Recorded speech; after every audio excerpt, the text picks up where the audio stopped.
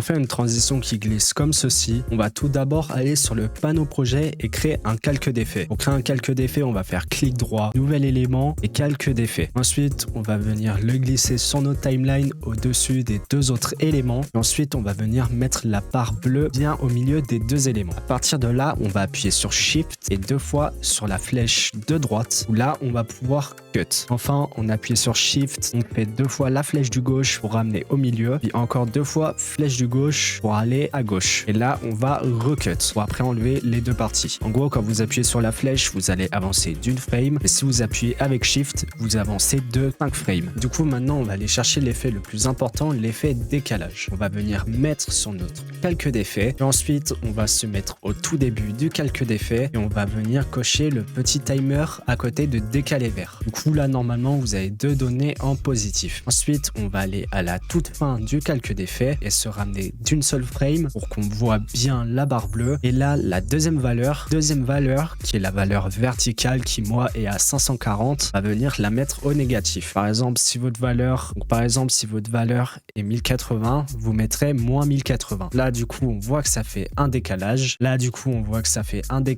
Maintenant, on va venir sélectionner les deux keyframes, faire clic droit, interpolation temporelle, progressif et dégressif. Maintenant, on va cliquer sur la petite flèche à côté de décalé vert. Là, on voit qu'une barre est apparue. On va sélectionner une des deux keyframes et venir tirer la poignée au milieu. Et on va faire ça avec les deux. Enfin, dès que c'est fini, la deuxième keyframe, celle la plus à droite, on va venir la décaler d'un seul, bien que ça se mette à la toute fin du calque d'effet. Parce que si on l'avait mis ici dès le début, on voit bien qu'on n'a pas le petit poignet bleu qui est essentiel. C'est pour ça que je vous le fais déplacer après. Donc là, on voit qu'on a une transition déjà plutôt fluide, mais on va encore améliorer ça avec le flou directionnel. Celui-ci qu'on va venir mettre un autre calque d'effet. Du coup, après, on va venir cliquer sur le chronomètre à côté de distance en étant au tout début du calque d'effet. Et ensuite, on va faire comme tout à l'heure, se mettre à la toute fin du calque d'effet et avancer d'une frame vers la gauche pour recréer une image clé avec le bouton ajouter/supprimer une image clé. Ensuite, on va aller exactement au milieu et là, on va mettre la distance à 25. Ensuite, on va sélectionner les 3 keyframes, mettre en progressif,